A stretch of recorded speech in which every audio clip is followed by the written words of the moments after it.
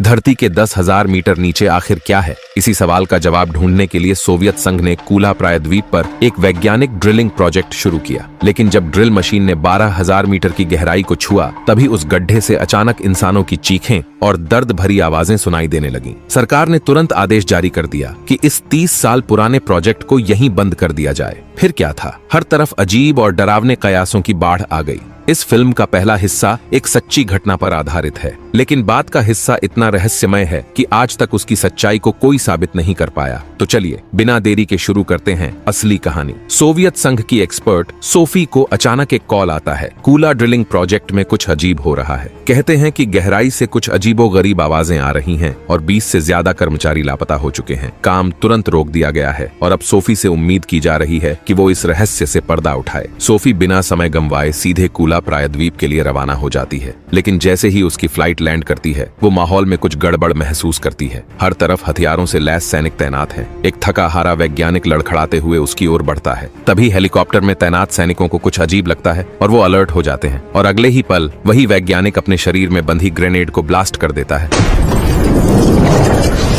Sophie भी धमाके की लहरों की चपेट में आ जाती है, लेकिन किस्मत से वो और बाकी लोग सिर्फ कांच के टुकड़ों से जख्मी होते हैं। पता चलता है कि वो वैज्ञानिक खदान में ही काम करता था। सोफी फौरन उसके शरीर से एक सैंपल लेती है, लेकिन असली चौंकाने वाली बात तब सामने आती है जब उसका सामान्य सा मांस का टुकड़ा टेस्ट ट्यूब में डालते ही अचानक सफेद पाउडर में बदल जाता है। अब सोफी को यकीन हो जाता है कि ये हादसा किसी साधारण दुर्घटना का नतीजा नहीं है। वो बाकी बचे खदान कर्मचारियों की भी जांच करती है। उनके शरीर में कोई गड़बड़ी नहीं मिलती, लेकिन हर एक के चेहरे पर एक अजीब सी दहशत साफ नजर आती है, मानो उन्होंने वहां किसी भयानक चीज का सामना किया हो। इसी डर और जिज्ञासा के बीच सोफी और बाकी जांच टीम साइट मैनेजर की अगुवाई में गहराई से सच्चाई का पता लगाने निकल पड़ती है। धीरे धीरे सभी लोग खदान की गहराई में जाने वाली लिफ्ट की ओर बढ़ते हैं। इस लिफ्ट को चालू करने के लिए एक चाबी और पासवर्ड दोनों की जरूरत होती है। स्टेशन मैनेजर सभी को चेतावनी देता है कि अगर पासवर्ड 3 बार गलत डाला गया तो लिफ्ट खुद ब खुद नीचे गिर जाएगी। ये एक 12,000 मीटर लंबी यात्रा है, जिसमें वो लोग जिस लिफ्ट में चढ़े हैं उसे लिफ्ट कम और धरती के केंद्र की ओर जाती मौत की गाड़ी ज्यादा कहा जा सकता है।